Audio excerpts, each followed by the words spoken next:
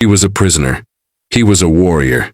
But what happened when her voice touched his blind son's heart?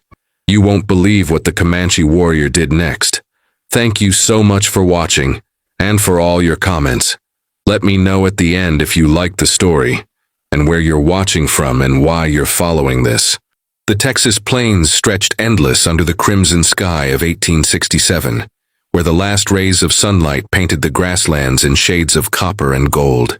23-year-old Rebecca Morrison had been traveling with a small wagon train from Missouri to San Antonio when the Comanche war party struck 3 days prior. The attack had been swift and brutal, leaving the caravan in flames and most of its occupants dead or scattered across the prairie. Rebecca, along with 2 other women, had been taken captive, bound, and forced to march for days under the merciless sun. Now, as the evening settled over the temporary Comanche camp near the Brazos River, Rebecca sat with her wrists tied, her long auburn hair matted with dust, her pale blue dress torn and stained. Her captors spoke in a language she couldn't understand, their voices carrying across the campfires that dotted the encampment. She observed everything with careful eyes, her mind racing with thoughts of escape, though she knew the futility of such plans in this vast, unfamiliar wilderness. Rebecca had been a schoolteacher back in Independence, Missouri, known for her gentle voice and her love of music. Even now, in captivity, she found herself unconsciously humming melodies her mother had taught her as a child, songs that brought comfort in the darkest moments. It was this very habit that would soon change the course of her life in ways she could never have imagined. Across the camp, near the largest fire, stood Running Eagle, a Comanche warrior of 30 years whose presence commanded immediate respect. His broad shoulders and muscular frame spoke of countless battles and hunts, his dark eyes reflecting both fierce intelligence and deep sorrow. His face, handsome and strong with high cheekbones and a proud jawline, bore the marks of a leader among his people. Running Eagle was known throughout the Comanche bands as both a formidable warrior and a devoted father, though tragedy had shadowed his recent years. 2 winters ago, his wife, Morning Star, had died during a raid by Texas Rangers, leaving him alone to care for their son. The boy, Little Hawk, had been born with sight, but a fever that swept through the camp when he was 4 years old had stolen his vision, leaving him blind. Now 6 years old, Little Hawk relied entirely on his father and the other members of their band for survival. Running Eagle had become even more protective, more isolated, carrying the weight of his losses like stones in his heart. As darkness fell completely, Running Eagle sat with his son near their fire, the boy nestled against his side. Little Hawk's small hands reached out, touching his father's face, reading the tension there with practiced fingers. The child was remarkably perceptive despite his blindness, able to sense emotions and changes in his environment that others might miss. Rebecca watched this tender scene from her position across the camp, her heart aching at the sight of the father and son. Despite her fear and her precarious situation, she recognized love when she saw it. The warrior's gentle handling of the blind child stood in stark contrast to the fierce fighter who had helped capture the wagon train. This contradiction puzzled her, made her see these people as more than the savage raiders she had been taught to fear. The night grew colder, and Rebecca shivered in her thin dress. One of the older Comanche women, her face creased with years of sun and wind, threw a buffalo hide blanket toward her without a word. Rebecca wrapped it around her shoulders, nodding her thanks, though the woman had already turned away. She understood that compassion and cruelty could exist side by side, that survival demanded hardness, while humanity demanded kindness. Unable to sleep, Rebecca began to sing softly, almost unconsciously. The melody was an old Irish lullaby her mother had sung, the words flowing in a language even older than English.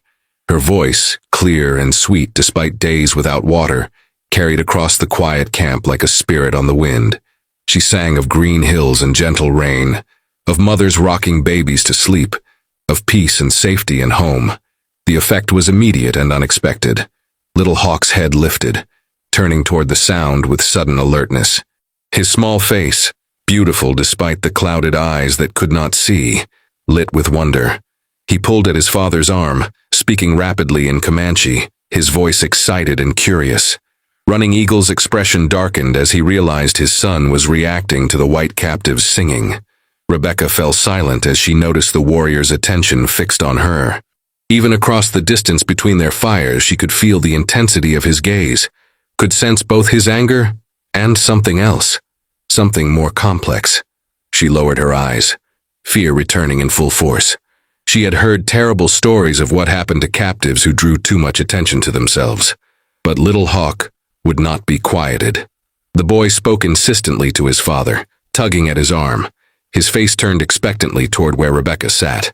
Running Eagle listened to his son, his jaw tight, clearly torn between his protective instincts and his desire to give the child anything that brought him joy. Finally, with visible reluctance, he stood, lifting Little Hawk in his strong arms and carrying him across the camp toward the white woman. Rebecca's heart hammered as the warrior approached.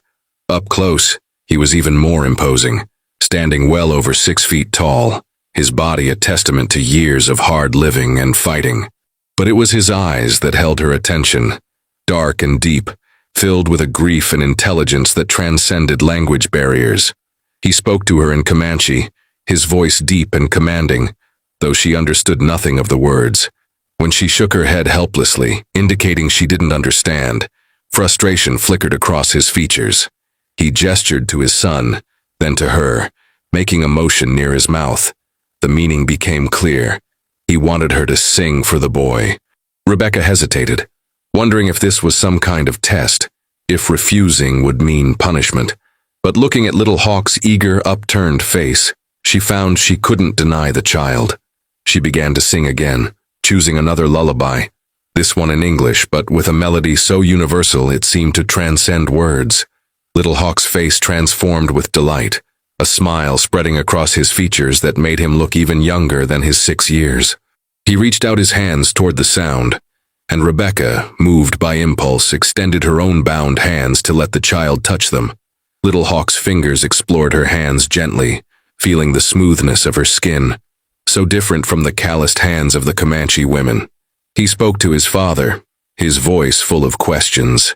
Running Eagle watched this interaction with an expression Rebecca couldn't quite read, something between suspicion and reluctant gratitude.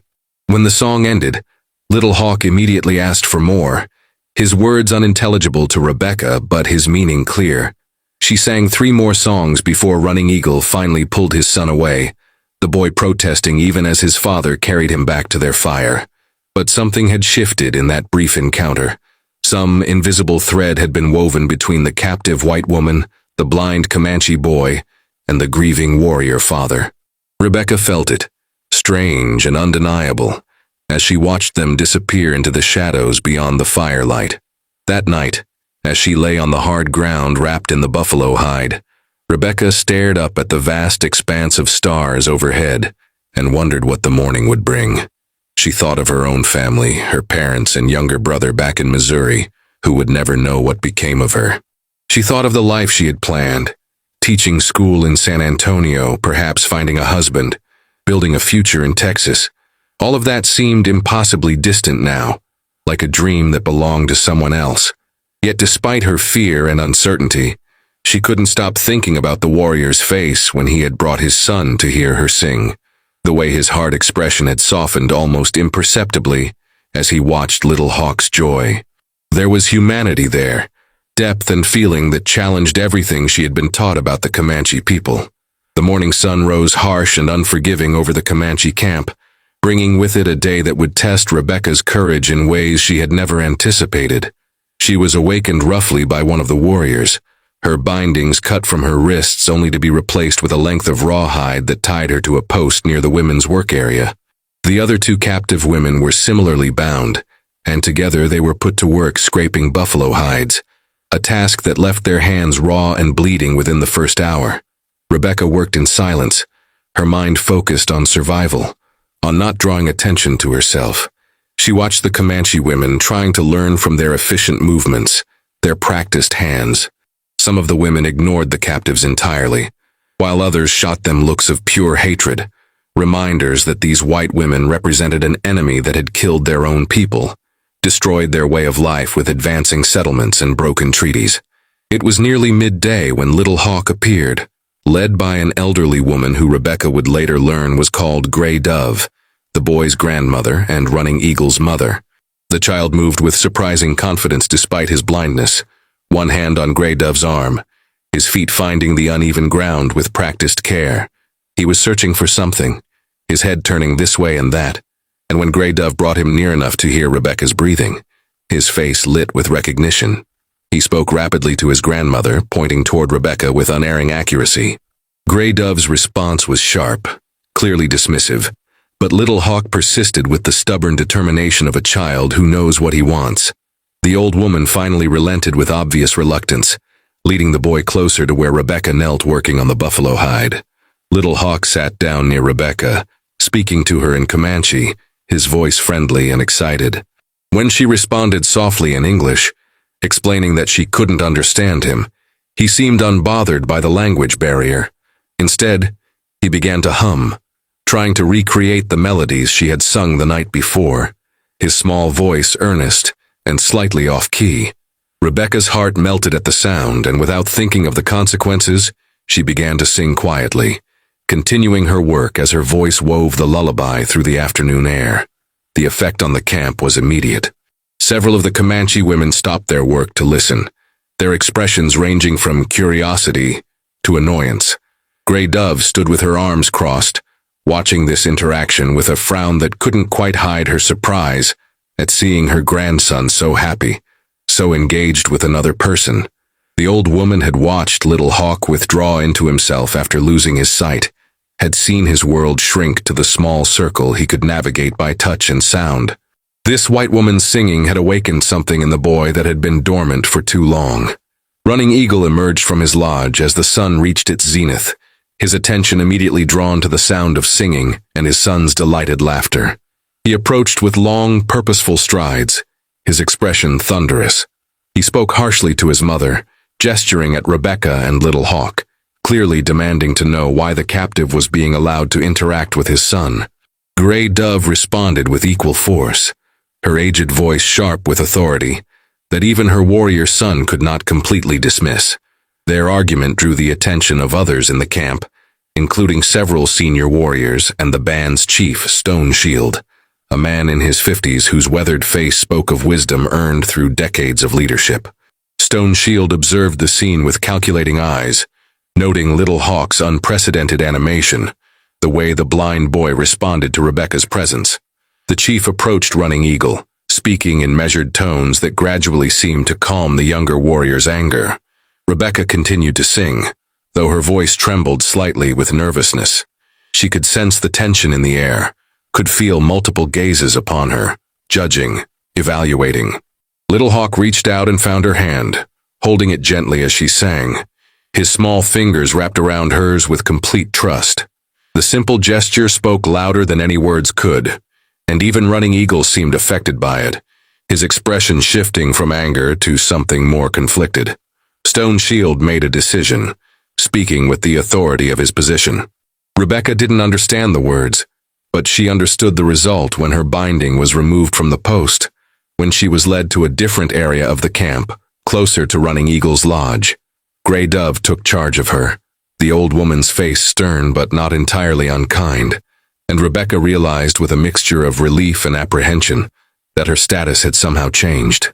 She was still a captive, but she had been placed under the protection of Running Eagle's family, assigned to help care for Little Hawk. The days that followed established a new routine. Rebecca was given slightly better clothing, a simple deerskin dress that the Comanche women wore, and her hands were treated with a healing salve that Grey Dove prepared from prairie plants. She was taught basic words in Comanche, learned to say water, food, yes, no, thank you. Little Hawk became her constant companion, the boy following the sound of her voice, asking her to sing again and again, finding comfort and joy in her presence. Running Eagle maintained a careful distance, watching these developments with an expression that Rebecca could not quite interpret. She caught him observing her, as she worked alongside his mother, as she sang to his son, as she learned to move through the camp with growing confidence. Sometimes his gaze held suspicion, other times something softer, almost like gratitude. He rarely spoke directly to her, but his presence was a constant awareness, like the sun overhead or the wind across the plains. Rebecca found herself studying him in return, noticing details she had missed in her initial fear. The way he moved with unconscious grace despite his size, the gentle patience he showed with Little Hawk, the respect other warriors showed him. She saw him return from hunts with deer and buffalo, watched him work on weapons and equipment with skilled hands, observed him in council with other warriors and the chief. He was a man of contradictions, capable of great violence but also great tenderness, a protector and provider who carried his responsibilities with visible weight. 2 weeks into her captivity, Rebecca's understanding of Comanche had improved enough for basic communication. She learned that Running Eagle's name in his own language was Wapiti-Pia, that Little Hawk was called Tihui, and that Gray Dove's name translated to Kokuhoop. She learned that the band was preparing to move to their winter camp in the Palo Duro Canyon, that the buffalo hunts would intensify as the weather grew colder, that her presence had caused significant discussion among the tribal council. One evening, as Rebecca sat with Little Hawk by the fire, teaching him English words while he taught her Comanche, Running Eagle approached and sat down across from them. It was the first time he had voluntarily joined them, and Rebecca felt her pulse quicken with nervousness. Little Hawk immediately began chattering to his father, excited to show off the new words he had learned, and Running Eagle listened with an expression that gradually softened as he watched his son's enthusiasm. Then, surprising Rebecca completely, Running Eagle spoke to her directly in halting English, words he had clearly learned from traders or captives in the past. His accent was thick, his grammar imperfect, but the effort he was making was unmistakable. He asked her name, where she came from, why she sang. Rebecca answered slowly, carefully, sharing pieces of her story, watching his face as he processed her words. She told him about her family, about her love of music, about her journey to Texas that had ended in capture. Running Eagle listened without interruption, his dark eyes never leaving her face. When she finished, he was silent for a long moment before speaking again, this time in Comanche, which Little Hawk eagerly translated into the English words Rebecca had taught him. Running Eagle was telling her about Morning Star, about Little Hawk's mother, about the raid that had taken her life and left their son without the woman who had loved him most in the world. The pain in his voice transcended language, and Rebecca felt tears prick her eyes at the raw grief she heard there. Little Hawk, sensing the emotional weight of the conversation, reached out to both his father and Rebecca, his small hands bridging the space between them. The three of them sat there in the firelight, connected by loss and loneliness, by the strange circumstances that had brought them together. Rebecca realized with startling clarity that she no longer felt like a captive in that moment, but rather like someone who had stumbled into a family that needed her as much as she had come to need them. The night deepened around them, and other members of the camp began to settle into their lodges for sleep. Running Eagle stood, preparing to carry Little Hawk to bed, but the boy protested, asking Rebecca to sing one more song. She obliged, her voice rising into the darkness with a melody about stars and dreams, and finding home in unexpected places. Running Eagle stood perfectly still, listening, his son drowsy in his arms, and when the song ended, he spoke 2 words in English that Rebecca would remember for the rest of her life. Thank you. The weeks turned into months as autumn painted the Texas plains in golds and russets, and Rebecca's life transformed in ways she never could have imagined. The band had moved to their winter camp in Palo Duro Canyon, a hidden sanctuary of towering red cliffs and sheltered valleys, where the Comanche had wintered for generations. Here, protected from the harsh prairie winds, Rebecca found herself becoming part of the rhythm of Comanche life, no longer a captive, but something far more complex. Her relationship with Little Hawk had deepened into genuine affection. The boy followed her everywhere his father would allow, learning English songs and teaching her Comanche stories, his blindness no barrier to the bond they shared. Rebecca marveled at his resilience, his joy despite the darkness he lived in, and she found purpose in caring for him, teaching him, helping him navigate a world he could not see but could understand in ways that transcended sight. But it was her evolving connection with Running Eagle that occupied her thoughts during the quiet moments, that made her heart beat faster when she heard his voice or felt his presence nearby. The warrior had begun to seek her out more frequently, sitting with her and Little Hawk in the evenings, attempting longer conversations in his broken English while she practiced her improving Comanche. She learned about his life, his battles, his dreams for his son's future in a world that was changing too rapidly for his people to adapt. Running Eagle, in turn, found himself drawn to Rebecca in ways that both confused and frightened him. She represented everything he had been taught to mistrust, the white settlers who pushed ever westward, taking Comanche land and destroying their way of life. Yet she also represented something he thought he had lost forever after Morning Star's death, the possibility of companionship, of shared burdens, of hope. He watched her gentle patience with Little Hawk, her willingness to learn their ways, her courage in facing a life so different from everything she had known, and he found his carefully maintained walls beginning to crumble. Gray Dove noticed these developments with the shrewd observation of a woman who had lived through many seasons and understood the human heart. She spoke to her son one evening after Little Hawk had fallen asleep, her words direct and uncompromising. She told Running Eagle that the white woman had brought light back into their lodge, that Little Hawk smiled again because of her, that sometimes enemies could become family if the heart was willing to see beyond old wounds. Running Eagle listened to his mother's wisdom, unable to deny the truth of her observations, yet still wrestling with loyalty to his people and the memory of his dead wife. The turning point came during a dangerous winter storm that swept down from the north with unexpected ferocity. The wind howled through the canyon like a living thing, tearing at the lodges, driving snow and ice before it with blinding force. In the chaos, Little Hawk, frightened by the noise and confusion, had wandered from the lodge seeking Rebecca, whose voice he had learned to associate with safety and comfort. Rebecca, working with the other women to secure supplies against the storm, heard Gray Dove's frantic calls and understood immediately what had happened. Without hesitation, she plunged into the whiteout conditions, calling Little Hawk's name, following the small tracks in the rapidly filling snow. Running Eagle, returning from helping secure the horse herd, saw his mother's terror and understood instantly. He ran into the storm, his heart pounding with a fear more primal than any he had felt in battle. He found them together near the canyon wall, Rebecca huddled around Little Hawk, her body shielding his smaller form from the worst of the wind and cold, her voice singing to him despite chattering teeth, keeping him calm and warm with her presence. Running Eagle scooped them both up, Little Hawk in one arm and Rebecca supported by the other, and fought his way back through the storm to the lodge. His strength, honed by years of warrior training, never faltered even as the wind tried to knock them down, even as the cold bit through his clothing and numbed his extremities. Inside the lodge, warmed by the fire that Gray Dove had kept burning, Running Eagle worked frantically to warm his son, rubbing feeling back into the boy's cold hands and feet, wrapping him in buffalo robes. Little Hawk, once he understood he was safe, immediately asked for Rebecca, reaching out for her with desperate hands. Running Eagle turned to find the white woman collapsed near the entrance, her lips blue with cold, her body shaking uncontrollably from hypothermia and exhaustion.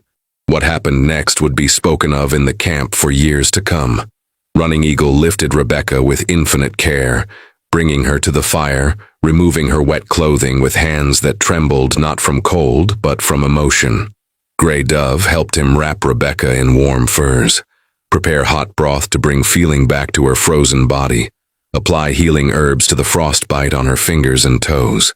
Through it all, Running Eagle never left her side, his large hands gentle as he rubbed warmth back into her limbs, his voice speaking to her in Comanche, telling her to stay with them, to fight, to live. Rebecca drifted in and out of consciousness throughout that long night, aware of Running Eagle's presence like an anchor in the darkness, his strength flowing into her when her own threatened to fail. She heard Little Hawk crying, heard Gray Dove's soothing voice, but most of all she felt Running Eagle's hands on her, warming her, healing her, willing her to survive. When she finally opened her eyes fully as dawn broke, the first thing she saw was his face, exhausted and worried, watching over her with an expression that made her breath catch in her throat. In that moment, everything changed between them.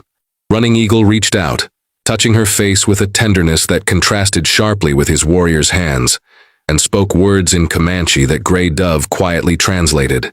He was thanking her for saving his son, for risking her life without hesitation, for loving Little Hawk as if he were her own child. But there was more in his eyes than gratitude, something deeper and more profound, and Rebecca felt answering emotions rising in her own heart, feelings she had been trying to deny for weeks. The days following the storm saw a shift in the camp's attitude toward Rebecca. The story of how she had risked everything to save Little Hawk spread quickly, and even those who had viewed her with suspicion or hostility began to see her differently. Stone Shield himself came to Running Eagle's lodge, speaking with the warrior for hours, and when he left, Running Eagle looked at Rebecca with an expression of mingled hope and uncertainty. That evening, Running Eagle asked Rebecca to walk with him, away from the lodge, to a quiet place overlooking the canyon where they could talk privately. Little Hawk, sensing something important was happening, encouraged them to go, his small face serious beyond his years. With Gray Dove's knowing smile following them, Rebecca and Running Eagle left the lodge together, walking side by side through the winter camp as the sun set in brilliant colors across the canyon walls.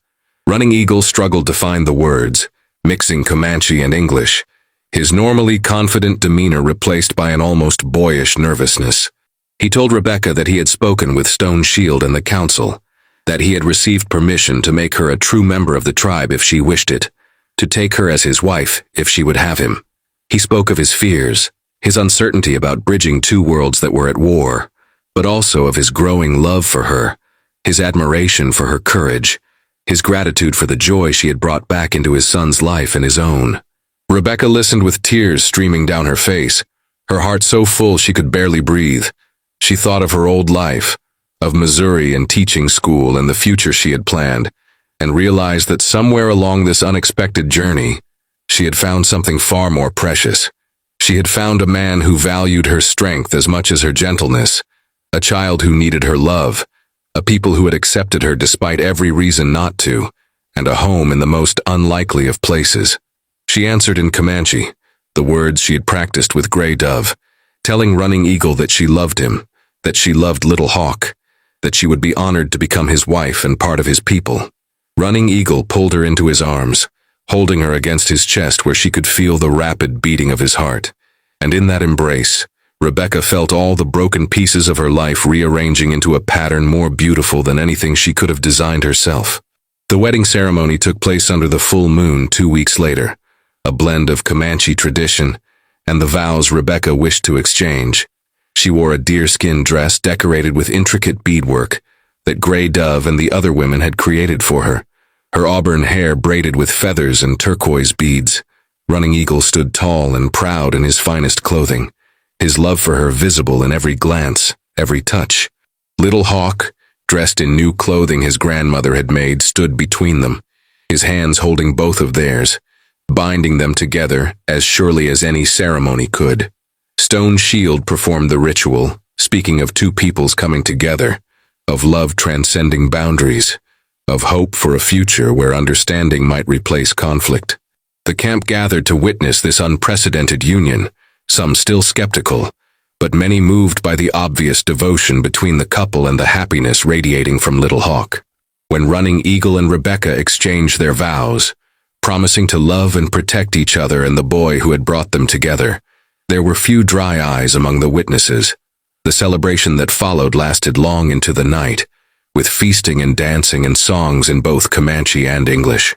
Rebecca sang for the assembled tribe, her voice stronger and more confident than it had been on that first night of her captivity, and Running Eagle watched her with such pride and love that Gray Dove laughed and told him he looked like a young man experiencing his first romance. Little Hawk danced with the other children, his blindness no barrier to his joy, his laughter ringing across the camp like music. As the celebration wound down and people began returning to their lodges, Running Eagle led Rebecca to their home, where Gray Dove had already put Little Hawk to bed. The old woman smiled at the newlyweds, patting Rebecca's cheek with genuine affection, before retiring to her own space within the lodge. Finally alone, Running Eagle and Rebecca sat by the fire, hands intertwined, looking at each other with wonder at the journey that had brought them to this moment. Running Eagle spoke softly, telling Rebecca in his improving English that he had never imagined loving again after Morningstar's death, that he had believed his heart was closed forever. but she had opened it with her courage, her kindness, her love for his son, and now he could not imagine life without her. Rebecca responded that she had been so lost, so frightened when the Comanche had captured her, but that captivity had paradoxically set her free, bringing her to a love deeper and truer than any she had known in her old life. They held each other as the fire burned low, two people from different worlds who had found common ground in the most unexpected circumstances. Outside, the winter wind sang through the canyon, but inside the lodge there was only warmth and peace, and the promise of a future built on love and understanding. Little Hawk stirred in his sleep, and Rebecca rose to check on him, tucking the furs more securely around his small body. Running Eagle joined her, and together they stood watching the child sleep, their hands linked, their hearts united. In the years that would follow, Rebecca and Running Eagle would face many challenges as the conflict between the Comanche and white settlers intensified. But they would face those challenges together, their love providing strength and hope in dark times. They would have more children, brothers and sisters for Little Hawk, and raise them to understand both worlds, to carry forward the best of both cultures. Rebecca would become a bridge between peoples, using her position to advocate for peace and understanding, while never forgetting the white woman she had been, or the Comanche woman she had become. But on that wedding night, as Rebecca settled into Running Eagle's arms, as Little Hawk slept peacefully,